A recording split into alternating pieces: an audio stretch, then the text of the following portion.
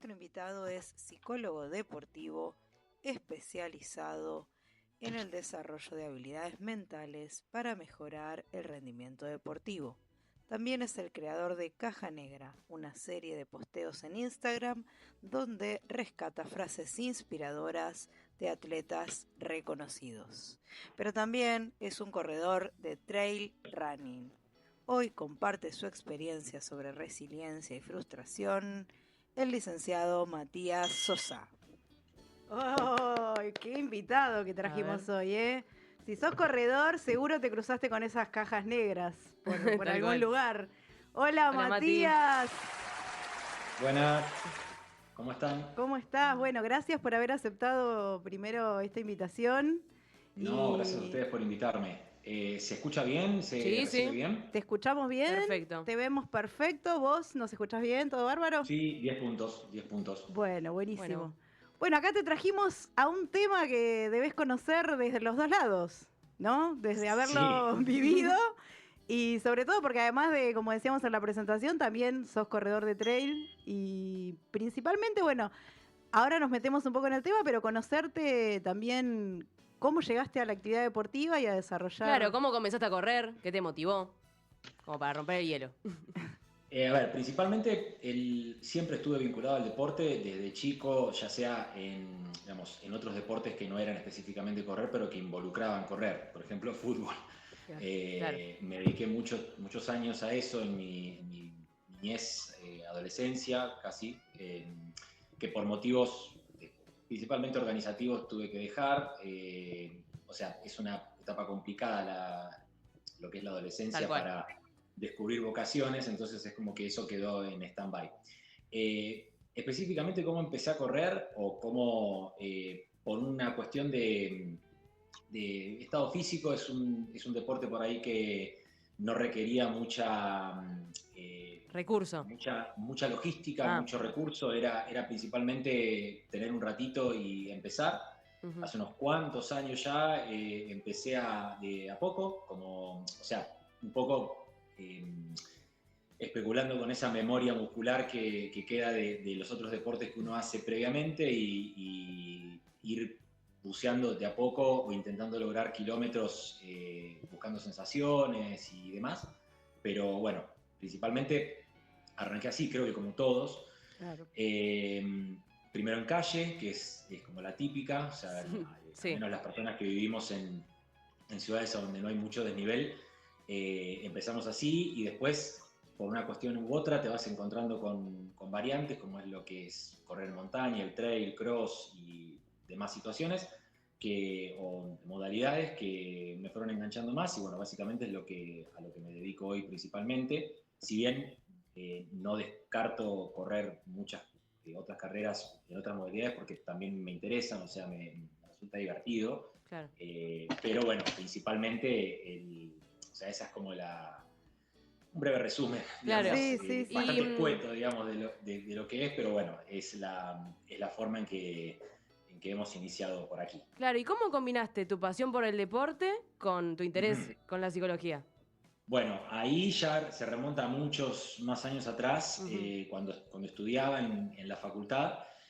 Como todo, uno va descubriendo la vocación sobre la marcha, o sea, por ahí uno tiene una idea de lo que quiere hacer o del área en la que se quiere focalizar, pero bueno, pasan cosas en el medio, Claro. encontramos variables, y, o sea, quizá nada que ver, pero mi vocación o mi interés original cuando empecé a estudiar psicología era la criminología, o sea, lo que vendría a ser la psicología jurídica. Claro.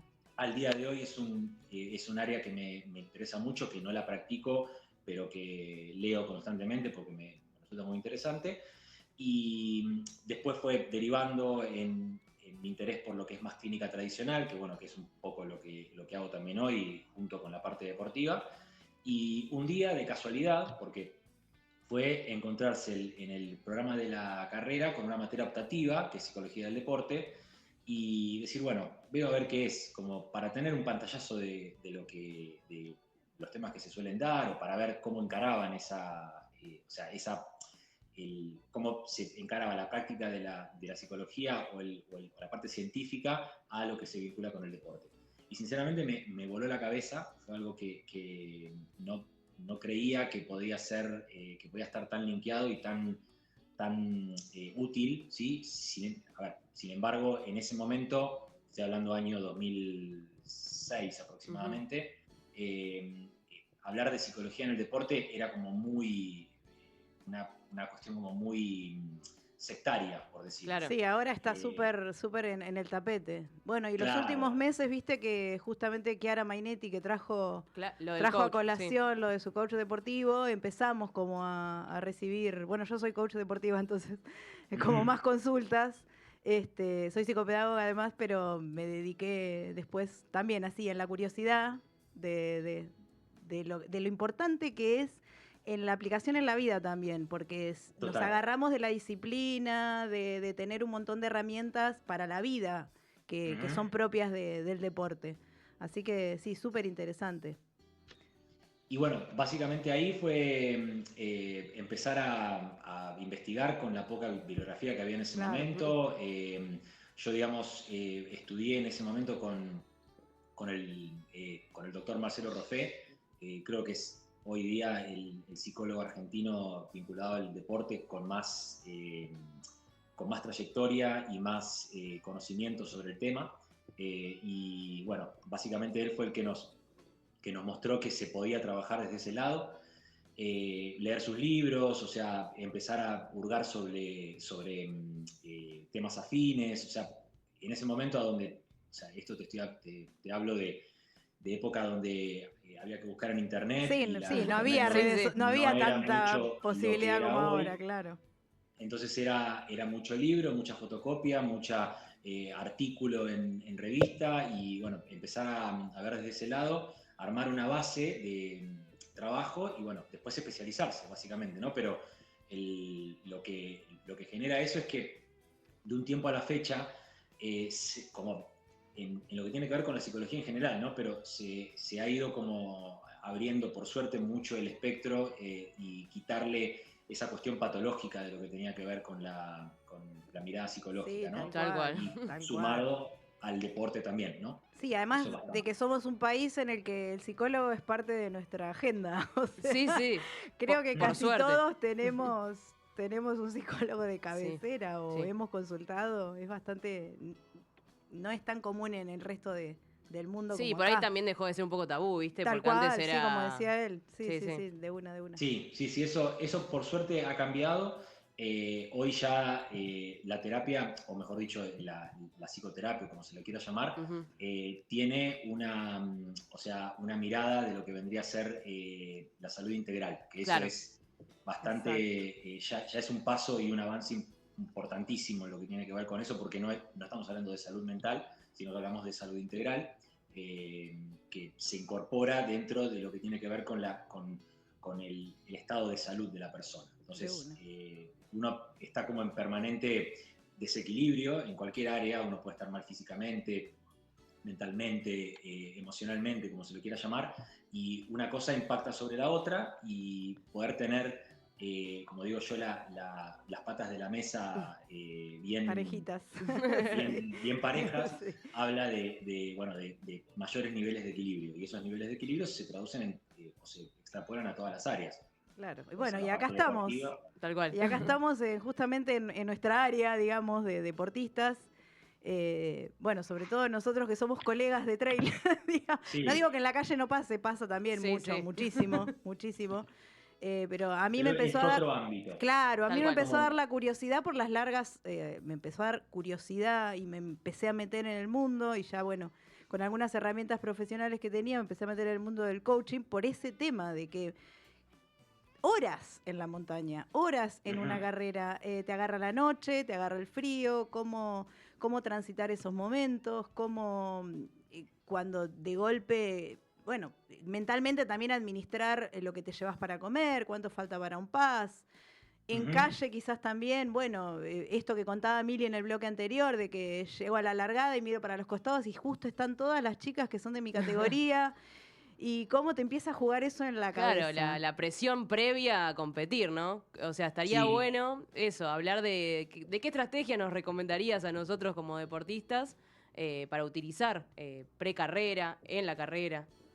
Bueno, acá es un tema que se suele, o sea, que suele ser motivo de consulta muchas veces, lo que es el precarrera, cómo me preparo, cómo manejar la ansiedad, los nervios y demás situaciones, que es algo que quizás yo suelo remarcar mucho, a veces sueno como bastante repetitivo sobre ese tema, pero desde un tiempo a la fecha se da como... la palabra sería catalogado negativa o mal catalogada la ansiedad como, como un enemigo, ¿no? Y sinceramente la ansiedad puede ser una gran compañera. Hay que abrazarla.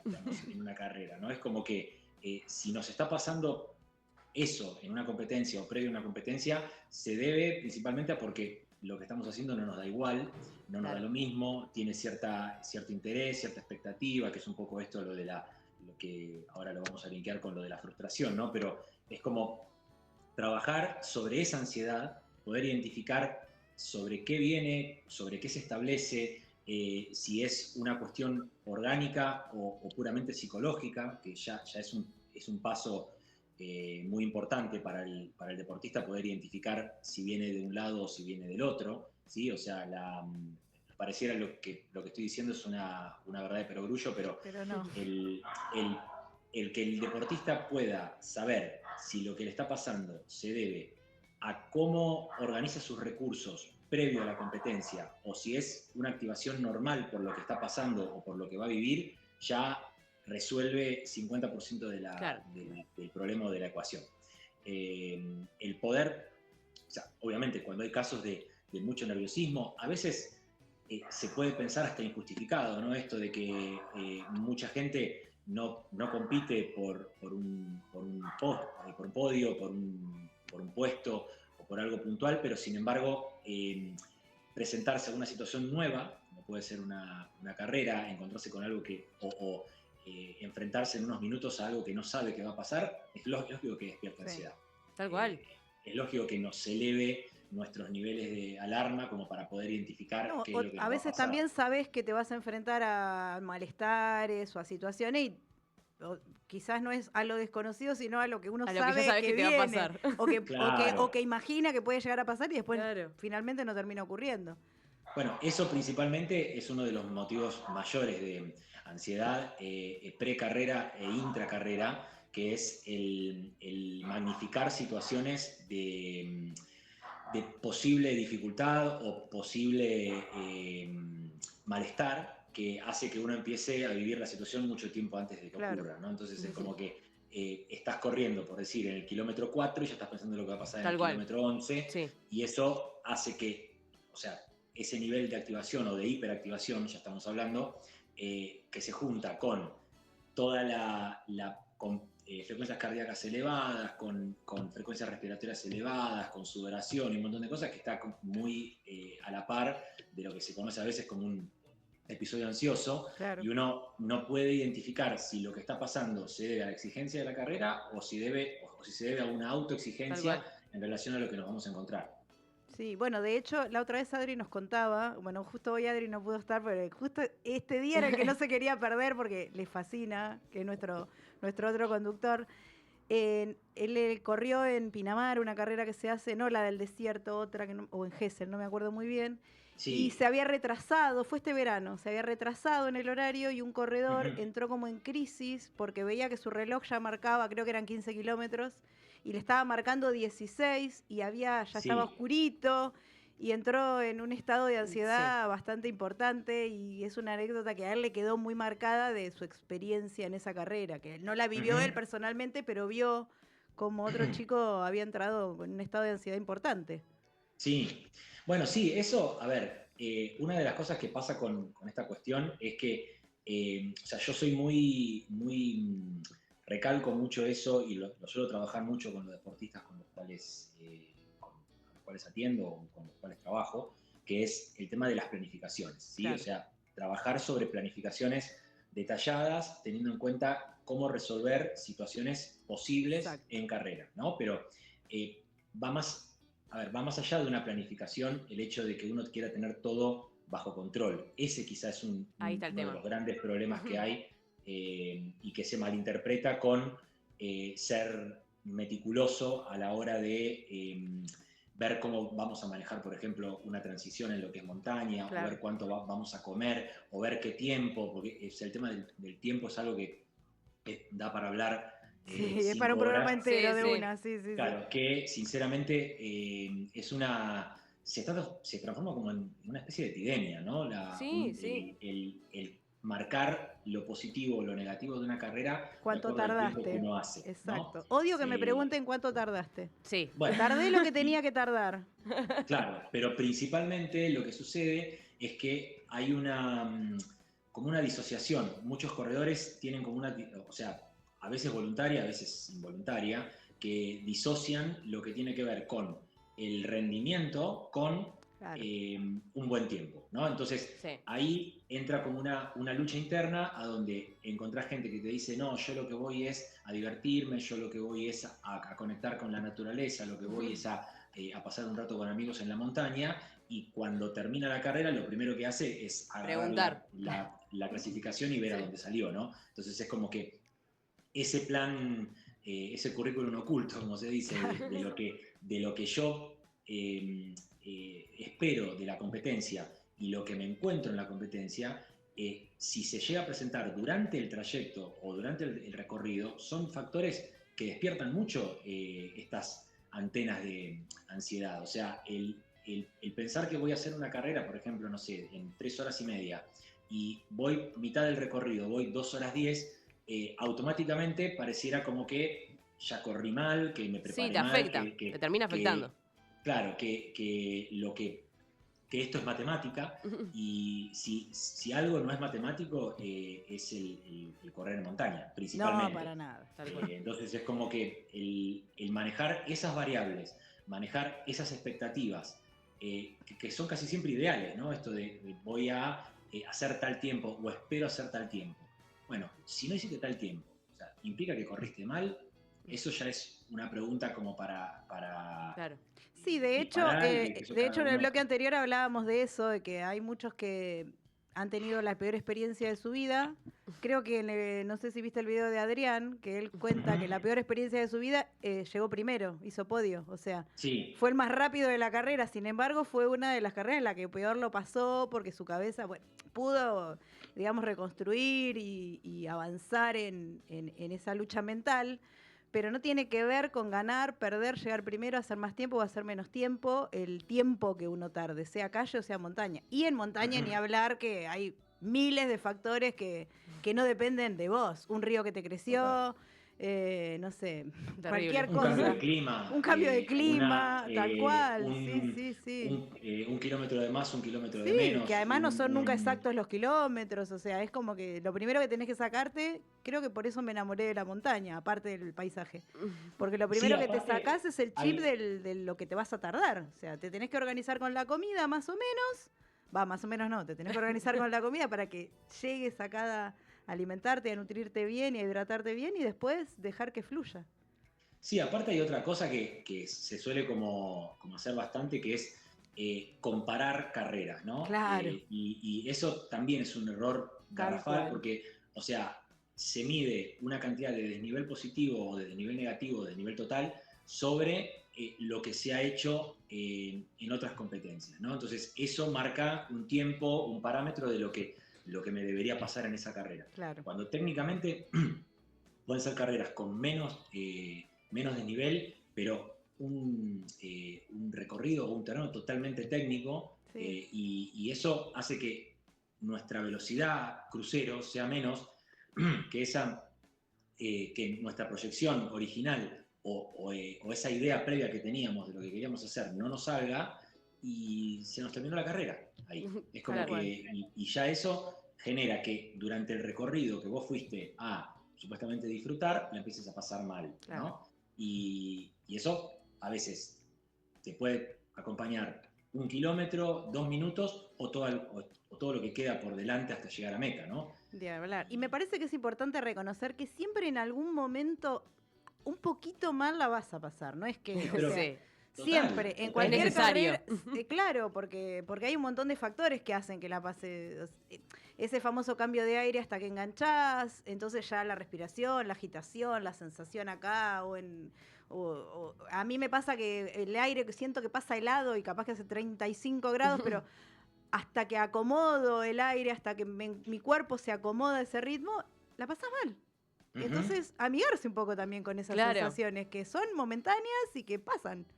Bueno, eso también se suele entrenar, o sea, Claro. se entrena, digamos, físicamente y psicológicamente también, o sea, esto de saber cuáles son o cómo responde nuestro cuerpo ante determinados umbrales, que esos umbrales, o sea, que los pensamientos que surgen en esas situaciones o las sensaciones que el cuerpo percibe ante esas situaciones de umbral, poder conocerlas para poder manejarlas en cierto punto o saber que lo que nuestro cerebro hace en esta situación no necesariamente es algo malo, sino que es una información de autopreservación. O sea, si yo estoy corriendo a umbrales altísimos por sobre lo que yo suelo entrenar, fatigado y con 30 kilómetros encima, es irreal o muy fantasioso pensar que mi cerebro o mis pensamientos van a ir está para todo el lado de hermoso, decir qué lindo que está todo esto,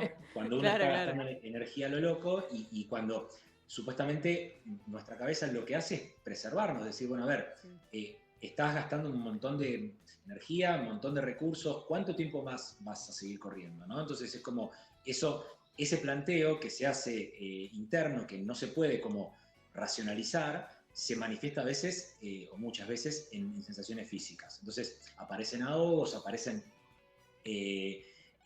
ganas de dejar de correr, claro.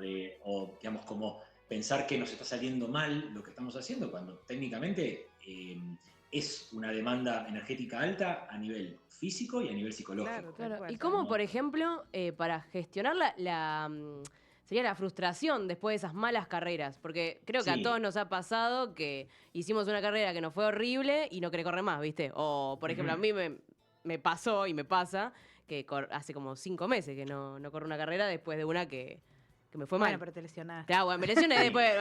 Hay muchas cosas detrás. No es solo mental. Sí, no. Pero bueno, ¿cómo volver a cambiar ese chip, ¿no? Para motivarse otra vez. Y te agrego una pregunta más sí. a eso, que va a colación. ¿Por qué después, a pesar de eso, queremos volver a correr? Tal cual. Bueno, a ver, ahí vamos por partes. Dale, o sea, dale. Lo que es la frustración en sí, o sea, aceptar la frustración o trabajar la tolerancia a la frustración es el ABC de cualquier actividad. Claro. O sea, si uno, vamos no solo al tema de correr, si uno pudiera recordar cómo aprendió a caminar, por ejemplo, seguramente no, o sea, esas caídas que hemos tenido en el proceso, los golpes que nos dimos, las veces que no nos salió, formaron y nos dieron información muy relevante para poder mejorar lo que nosotros, o sea, esa actividad que pudimos adecuar mejor con el paso del tiempo, ¿no? Entonces, como uno no se acuerda de eso, porque éramos muy chicos, tenemos todo eso reprimido, pero cuando uno empieza a correr o a hacer un deporte, uno no tiene por qué nacer sabiendo, o sea, por más facilidad que tenga para poder hacerlo. Entonces, hay que entender que la frustración es parte del aprendizaje. Si no nos frustramos, no aprendemos. O sea, ahí ya vamos a una cuestión muy, muy básica a nivel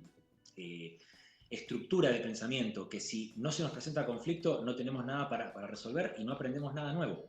Entonces, el aceptar la frustración es fundamental, entender de que forma parte de un proceso, no de un resultado. Claro. O sea, es un problema muy serio el pensar que un resultado define un proceso de aprendizaje. Tal cual. Entonces, cuando uno empieza a pensar, o sea, yo soy mucho de la idea esta de o gano o aprendo. O sea, es si no gané y no me salió como yo pensé que me iba a salir, es porque algo aprendí.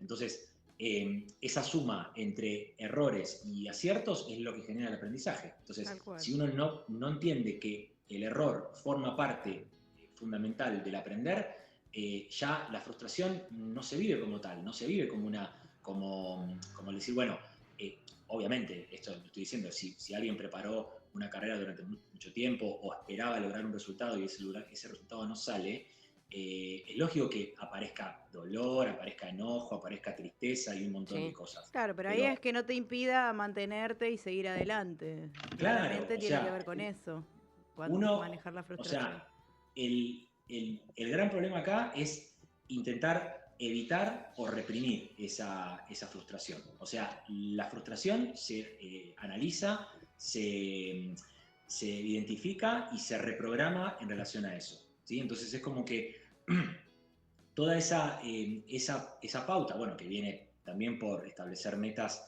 realistas, o sea, claro, no pensar que vamos a hacer algo, buscar ninguna épica en las cosas que estamos haciendo, entender cuáles son las emociones que se ponen en juego, todo eso está muy arraigado a lo que es entender la frustración. Sí. Bueno, Mati, se nos fue el tiempo. Se nos fue el tiempo.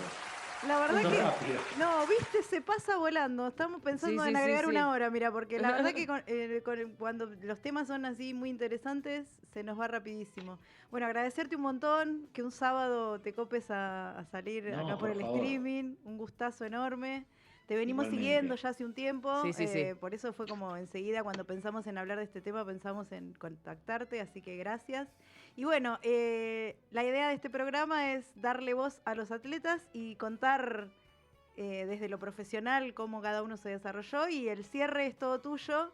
Y por lo pronto, bueno, gracias Mili, nos vemos el sábado que viene desde Punto Cero. Y gracias, Matías. Cerrás vos. No, por favor, gracias a ustedes, gracias por el espacio. O sea, siempre es bienvenido poder hablar sobre este tema, aunque nos quede corto el tiempo. A veces uno no puede medir por ahí bien exactamente lo que uno va a decir, pero porque se van dando situaciones a donde uno intenta como vincularlo a la práctica y a la teoría, ¿no? Pero creo que un poco esta idea, o sea, uno hace un deporte, practica un deporte y tiene que poder desarrollar con el paso del tiempo una mentalidad de crecimiento. Esa mentalidad de crecimiento implica abrazar la frustración, implica aprender a perder, implica generar nuevas estructuras y nuevas redes neuronales a partir de esas situaciones que vamos viviendo, buenas y malas, y entender que es un proceso. O sea, no nos define una carrera, no nos define un resultado, no nos define el ganar nada, como lo que decía en el testimonio, ¿no? Pero principalmente eso. Creo que si lo encaramos por ese lado, vamos a correr mucho más tranquilos y mucho más contentos con lo que hacemos. Bueno, un genio, muchas gracias. Gracias, Mati. No, por favor, gracias a ustedes. Bueno, y nos vemos el sábado que viene a las 14 por Punto Cero.